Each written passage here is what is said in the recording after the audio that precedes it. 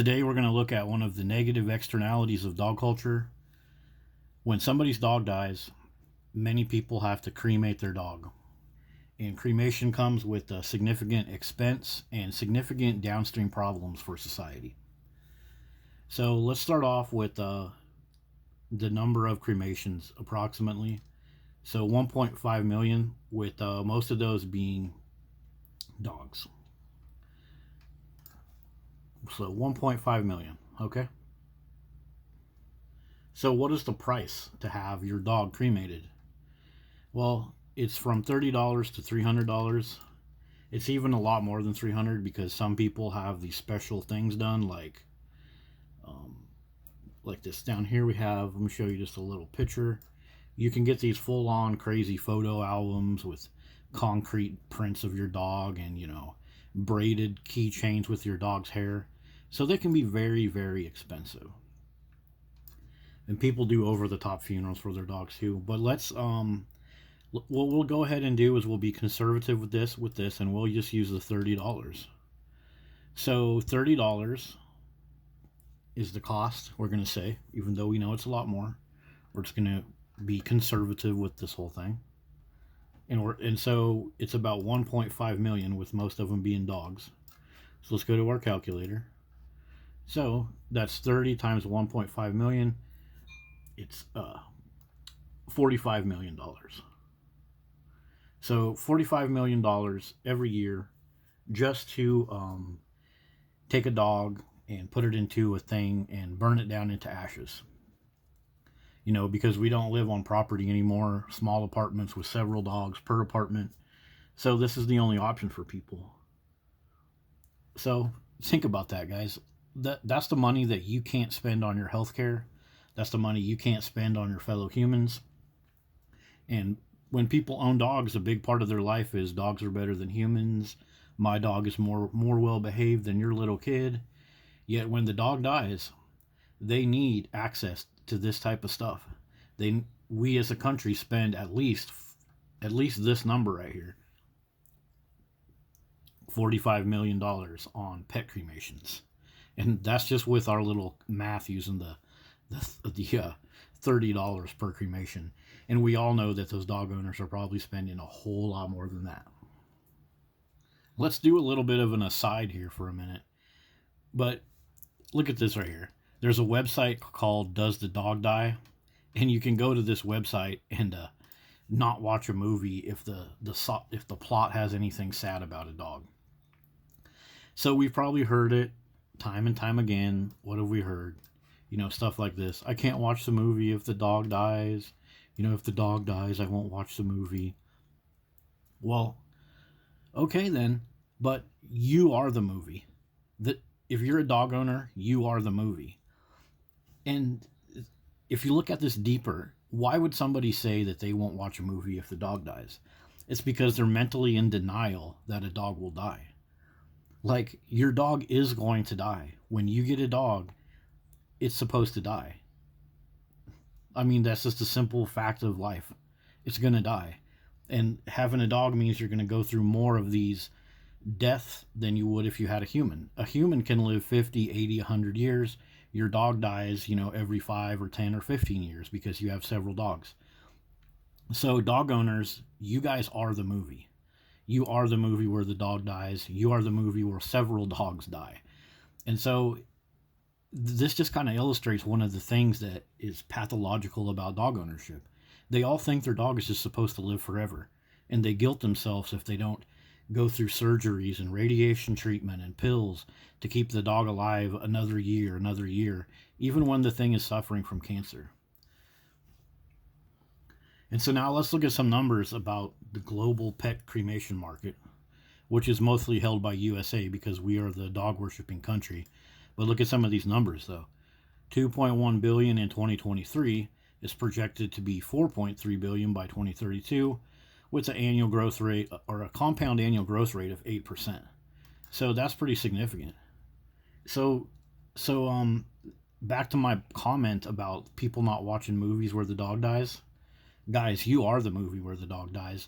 And the dog culture itself wants your dog to die so you can go blow a bunch of money on a freaking pet funeral or a cremation. Yeah, it's a huge market. Dog death is a market. So why do you think they advertise dogs so hard? Because they know the thing's going to die. You're going to spend a bunch of money trying to keep it alive longer. And when it finally dies, you're going to be guilted into doing one of these cremations because you can't go out into the country and bury it. So yeah, this is just a market. This all the stuff about dog ownership being so natural and perfect part of life. No, guys, you're being set up. You're being set up to go through all this guilt and grief because they know the dog is going to die, and they know once the dog dies, they can charge you a whole bunch of money. Probably sign you up for another care credit card too, high interest credit card that you probably never get to pay off. So now let's look at some information about these cremations that we're doing millions of. So this is not good for the environment. Whether you're a believer of global warming or not, or if you understand how CO2 affects humans, read some of this stuff. Significant environmental impacts due to high carbon emissions, energy consumption, single cremation producing around 400 to 535 pounds of CO2. And you won't hear this when people talk about you need to buy different tires for your car, you need to use less hot water, all this stuff about go green and reduce your carbon footprint. Meanwhile, we're pumping carbon into the environment, burning dead dogs in crematoriums. And it's not good for the environment, and it's also not good for the people that work there. So a downstream problem with all these dogs dying, which inevitably they're going to do, is now the rest of society has to suffer the choice of the dog owner. You know, dog owners, they're very entitled in the first place. They think their dog can go anywhere, go to Home Depot and poop, bark all freaking day. But now that the dog dies, now they're going to dump a bunch of stress on the crematorium workers. So crematorium workers, like other workers in similar healthcare and related death services, it's a emotionally demanding job. So they're handling deceased pets, and they're supporting grieving pet owners. The work environment contributes to stress where there are high workloads and management issues. So, I mean, your job in one of these crematoriums is to take a dead dog and set it up on a rack and put it into a fiery oven. That's stressful for these people. And they're taking up all that stress that you refused to understand while you owned the dog. I won't watch the movie if the dog dies. And then the dog dies, and now everybody has to come up and help you. Crematoriums, grief counselors, crematorium workers, the environment. So I'm sure most dog owners will tell you, but here's some summary of that. Many people experience significant stress and emotional turmoil when a dog dies. A lot of people say it's worse than losing a family member, like a real family member. But the grieving process can lead to sadness, guilt, and physical symptoms like changes in appetite and sleep patterns. Well, yeah, it's unhealthy for you to run around grieving over something that really wasn't that great. It was just a dog. I'm not saying that these feelings aren't real, but these feelings are artificially generated by an animal that was not designed to be part of your family ever. So in our society, a lot of people seek therapy after they lose a dog. So there's a lot of people out there going to therapists because their dog died. So, all of that stress relief that the dog was supposed to give you when the dog dies, how come that doesn't kick in? How come we have to have, all these people in therapy? Therapy, I got to get therapy because my dog died. Look, you knew the dog was going to die when you got it. Why does the rest of society have to deal with you? Like, I'm not opposed to being nice to people when their dog dies. I understand. But you cannot deny that the downstream problems of the dog dying isn't affecting everyone else. It's affecting these therapists. It's affecting the people that work in the crematoriums. And all this time while you own this dog, what's one of the things that you said? Dogs are better than people. Dogs are better than kids. Dogs are better than my wife. Dogs are better than my husband. But yet when your dog dies, you need access to all of these human inventions, crematoriums, therapy, drugs, more dogs, which are a human invention as well.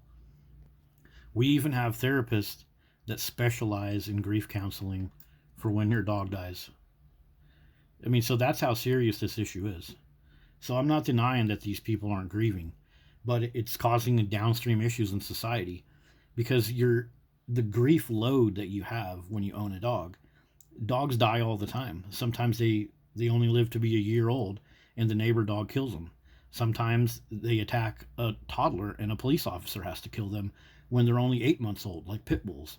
So the grief that you go through from losing a dog, this grief can hit you like 5 or 10 times throughout your life, where you would normally only grieve once or twice for a lost family member, and then you would also have the help of other family members through that grief. So we're just getting pounded in the face with all this grief because of these dogs, and that's why this is ridiculous. Look at this. Grief can lead to various health issues, heart problems.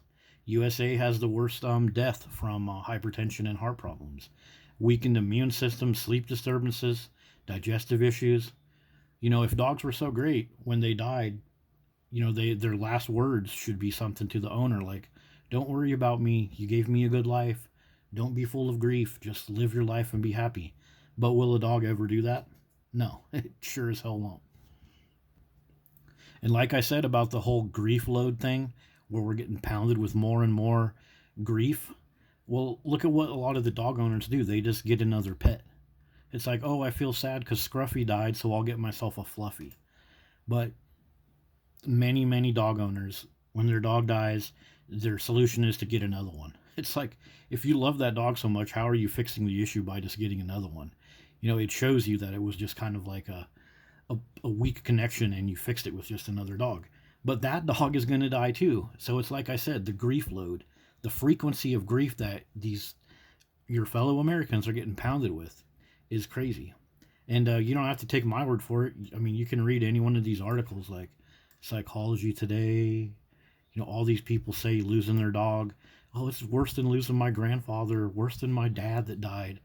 So yeah, this is a real thing that is affecting people. Now, let's go back to our crematorium workers for a while. So these people are exposed to harmful pollutants, carbon monoxide, nitrogen oxides, and particulate matter.